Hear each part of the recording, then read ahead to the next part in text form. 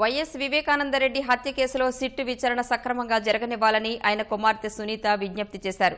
తండ్రి మృతి తర్వాత జరుగుతున్న ప్రచారం బాధించిందని ఆవేదన వ్యక్తం చేశారు. హత్య కేసుపై సిట్టు విచారణ పూర్తయ్యే వరకు అందరూ సంయమనం పాటించాలని కోరారు. సిట్టు విచారణ పట్ల సునీత సంతృప్తి వ్యక్తం చేశారు.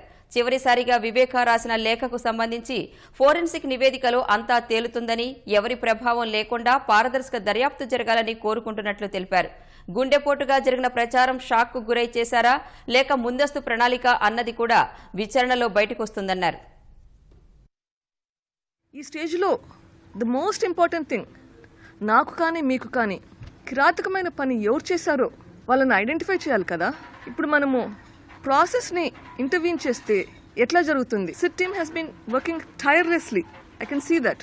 But before even the SIT team releases anything, పెద్ద మనుషులందరూ ఇవి ఫైండింగ్స్ వచ్చాయని వాళ్ళు చెబుతూ దాని గురించి మళ్ళీ కన్క్లూషన్స్ కూడా డ్రా చేస్తే will that not affect the investigation process?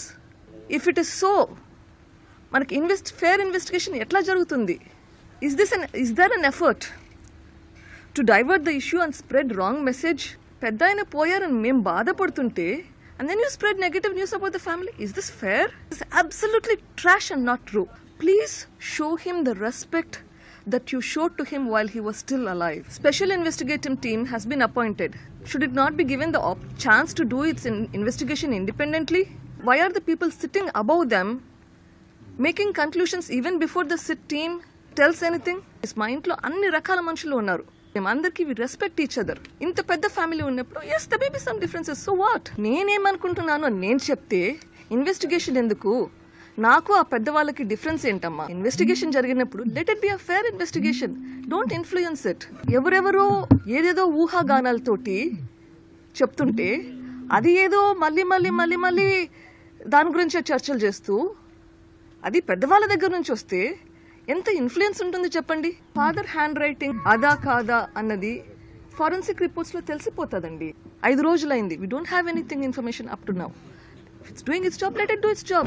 But let not somebody else influence that. Who is sitting above the sit? You all know that. నాన్నగారికి చాలా మంది సన్నిహితులు ఉన్నారు. అది జరిగినప్పుడు చాలా మంది వచ్చారు. నౌ రిమెంబర్, అక్కడ ఉన్న వాళ్ళందరికీ చాలా చాలా సన్నిహితులు నాన్న.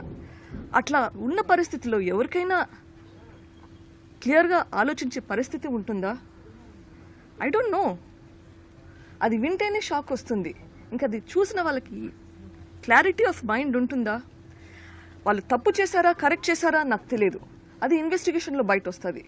ప్రాసెస్లో ఫ్యామిలీ మెంబర్స్ ఉన్నారు, ఫ్యామిలీ వెల్ విషర్స్ ఉన్నారు, శ్రేయోభిలాషులు ఉన్నారు, పోలీస్ వాళ్ళు కూడా ఉన్నారు. ఎవరికి ప్రెసెన్స్ ఆఫ్ మైండ్ లేదంటే వాళ్ళు ఎంత షాక్లో ఉన్నారో ఆలోచించవచ్చు. Is this mistake in the error or error of judgement, or is there a pre-planned thing? That the investigation has to tell us. We should give a benefit of doubt as well as look at every possibility and look at everybody as a suspect also, and that's why we need the investigation.